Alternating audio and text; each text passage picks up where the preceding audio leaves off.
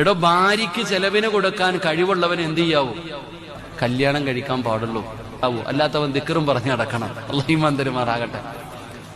ഉള്ളത് പറയുമ്പോ പെണ്ണുങ്ങൾ മിക്കവാറും എവിടെ ഇരിക്കണമെന്ന് അറിയില്ല, കൈയടിക്കുന്നുണ്ടാവും എഴുന്നേറ്റ് എന്നിട്ട്. ആദ്യമായിട്ടാ ഒരു ചങ്ങാതി ഇങ്ങനെ വഴുതു പറയണേ, നിനക്ക് തുണി കഴുകി തരണമെന്ന് നിർബന്ധമുണ്ടോ? ഭർത്താവിന്റെ തുണി ഭാര്യ കഴുകി കൊടുക്കണം നിർബന്ധമുണ്ടോ? ഭർത്താവിന് ചോറ് വെച്ചു കൊടുക്കണം നിർബന്ധമുണ്ടോ? നിന്റെ മക്കളെ നോക്കണം നിർബന്ധമുണ്ടോ? നിന്റെ വാപ്പായ്ക്കും ഉമ്മായ്ക്കും വെച്ച് വിളമ്പി തരണമെന്ന് നിർബന്ധമുണ്ടോ? വീടടിച്ചു വാരണം, പരിസരം വൃത്തിയാക്കണമെന്ന് നിർബന്ധമുണ്ടോ? ഒരു നിർബന്ധവും ഇല്ല. നീ വേണമെങ്കിൽ ആളെ നിർത്തിയിട്ട് ചെയ്തു കൊടുക്കണം. അല്ലാഹു ഈമാൻ തരുമാറാകട്ടെ. ഇതൊക്കെ ചെയ്യാൻ ആളെ നിർത്തണം. എന്നിട്ട് നീ ഓളെ നേരെ കിടന്ന് ചാടാ. ഓൾ അത് വല്ലവും ചെയ്തു തന്ന അത് അവളുടെ ഔദാര്യമടോ, അതൊരു ഹിദ്മത്ത്. അള്ളാഹു നമുക്ക് ഈമാൻ നൽകുമാറാകട്ടെ.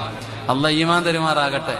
എന്നിട്ട് നിന്റെ മുമ്പിൽ വന്നിട്ട്, കാക്ക റീചാർജ് ചെയ്യാൻ പൈസ ഇല്ല കാക്ക, തുണി വേണം കീറിയിക്ക, ഇങ്ങനെ നടക്കാ പുറകില്. ഓൾക്ക് ആവശ്യപ്പെട്ടതുപോലും കൊടുത്തില്ല, അർഹതപ്പെട്ടതുപോലും കൊടുക്കുന്നില്ല. അപ്പൊ ഞാൻ പറഞ്ഞു വന്നത്, ആര് പറയണം നമ്മൾ നല്ലവനാണെന്ന്? ആര് പറയണം?